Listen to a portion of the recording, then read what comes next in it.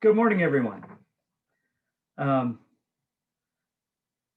if you happen to have me on screen on the side, you probably saw me singing along with the Bernstein Chichester Psalms. And that's because it's a large part of what my epiphany was for this epiphany. Um, and I sang that countertenor solo when I was a junior in college. Um, and so the piece has a lot of meaning for me personally, but also the whole arc of the second movement there, where it starts off with that lovely kind of soothing harp and countertenor solo of Psalm 23. So I walk through the valley of death, I fear no evil, for you are at my side. You know, and yet it comes into this Psalm 2, which I've always actually had a problem with. But it seems really appropriate for right now, where we're talking about the earth and the nations of the earth in conflict and dealing with things and not paying attention to what's good and right. Um, and it's a very almost cacophonous, discordant bit with a la maragashu, la maragashu, la maragashu, and then it's things are uncomfortable during Psalm 2 in the Bernstein. And then crawling back out of that is Psalm 23 with the lovely kind of flowing melody of hope. And that's a large part of what of where I went with this, and why I asked Peter to split it up, because it seemed like the Psalm 2 at the centering music wasn't really very centering. But to put it in there and then have it be the introduction to my talk today. Because it was a weird thing. A little over a year ago today, I was sitting in the sanctuary and listening to David's talk on angels and light and Joseph. And I had an epiphany about Epiphany that you might remember from a year ago when I spoke around Epiphany. That light was a message. And light was how we internalize and think about those messages, right down to our common thing where, you're watching a cartoon and somebody has an idea, a little light bulb goes on over their head. All right. Light is that message, but it's also the only thing that banishes the darkness. And I had no idea what type of year we were in for when I gave that talk last year at Epiphany.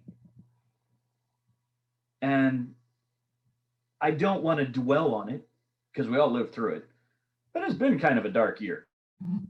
All right. And I'll mention a few things about that. But it was funny because the same Sunday when we were going to have the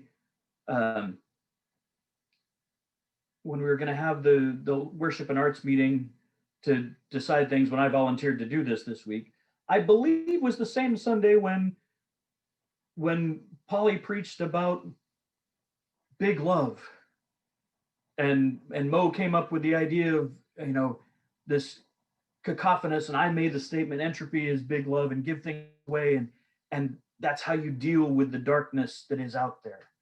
And it kind of reminded me and brought me back to all sorts of things. And I was thinking, and there are a couple of things that happened in there that made me think back to that combination of darkness and a light.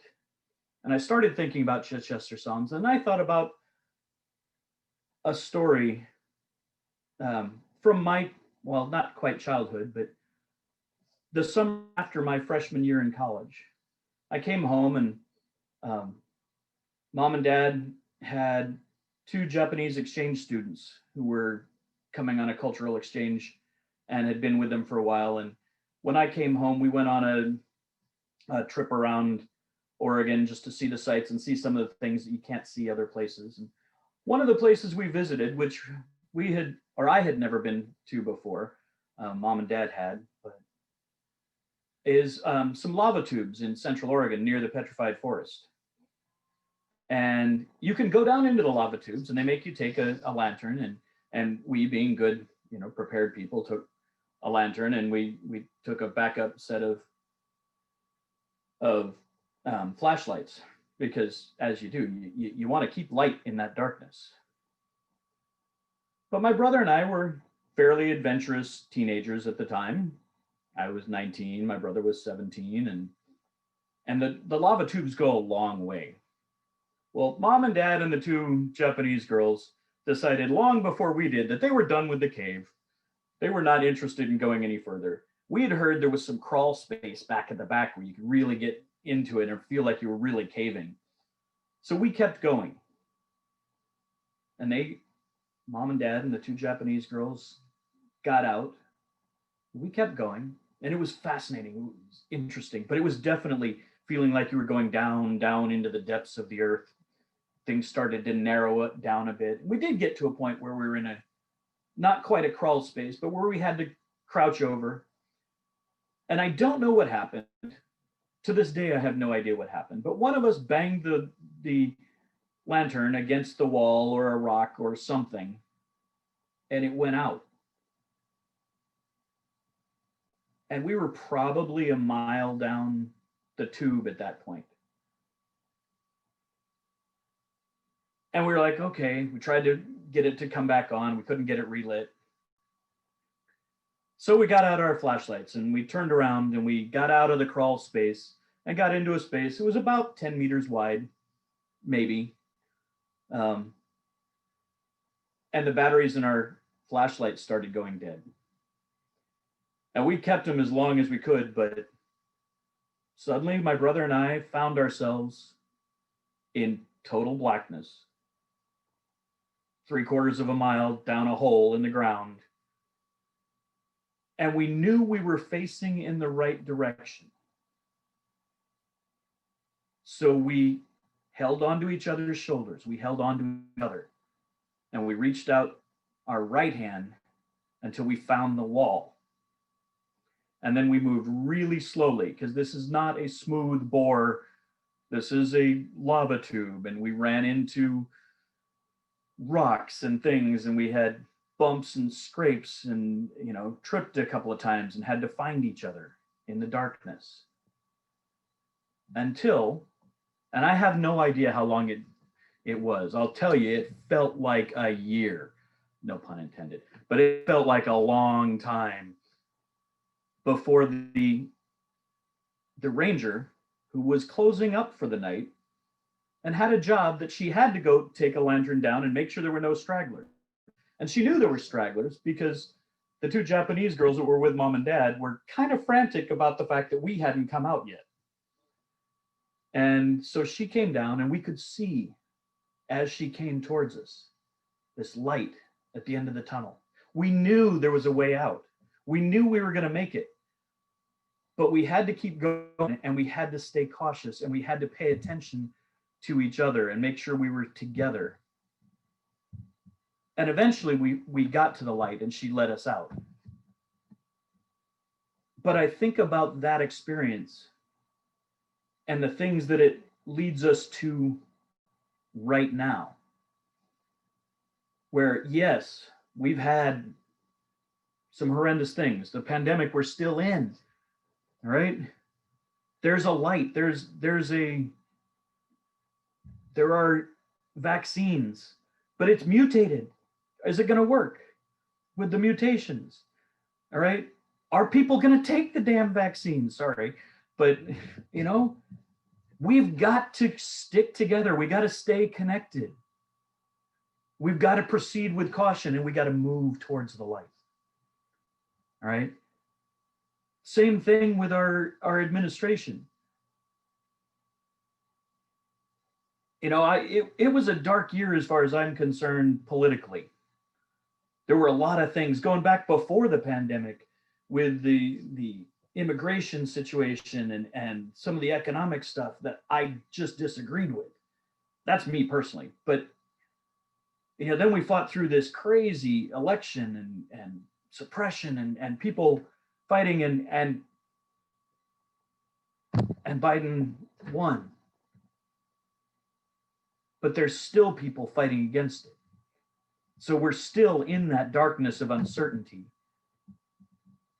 I'm certain, but there's a significant portion of the population that's not. We got to move forward. We got to stick together. We got to follow that light, move towards it with intention and caution and connection.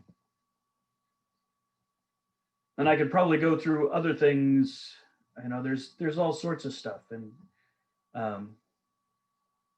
But I look, even right now, I'm staring at a little box of light that is a pathway to connection, and to continuing and moving forward. I've seen all of you on the screen in person, but twice in the last year. And that's hard. But the light is a way to keep that going. And we need to move forward and stay connected to the light and move on. And so I just wanted to say that this idea that God is that light and he is with us from Psalm 23, even through the stress and strain of human national conflict. That soaring melody of light can come through all the discord and pain and darkness. And that's what I want us to focus on as we start 2021. That's what I plan on focusing on, is finding those points of light and following them and staying connected and moving forward. And so I want to end with a third experience from my college years that ties it all up and makes this more hopeful and more celebratory. So in the summer between my high school graduation and college, 1987, we took a family trip to England and Ireland to see where mom grew up and my grandparents grew up. And we spent a little time in the West End in London and went to several shows. And if you remember the 80s, Andrew Lloyd Webber was everything in theater in the 80s. And so we saw Cats in the West End. That was great. And we saw another big show that was definitely a spectacle. I remember it well, and I'm still to this day not sure it was a great show, but it was definitely a spectacle. But the ending of it is amazing. It's a show about trains. Well, personifying trains. It's called Starlight Express. And there's a big conflict and there's a big race, and the trusty little steam engine that could wins the race in the end, beating the greaseball, that's his actual name, diesel engine. But it ends with this kind of uplifting story for Greaseball, who's now feeling horrible about all the nasty things he said, all the darkness he had been in. And so Papa, the old train, is singing to him about how he can fix this. And it's the finale of the show. You got these people on roller skates going all over with lights flashing and everything else. And it just goes, there's a light at the end of the tunnel. There's a light at the end of the tunnel. Though the inside might be as black as the night, there's a light at the end of the tunnel. Actually, it's at the end of the tunnel, there's a light, but I don't remember it well. But you can just imagine, 50 people, and literally 50 people on roller skates, all raise their hands in the air singing this and talking about the light at the end of the tunnel. And it's hard, but that's what I want everybody to think about, just that light at the end of the tunnel. And that's what I got for you. So if anybody has comments or questions or things they want to add to that, now's the time.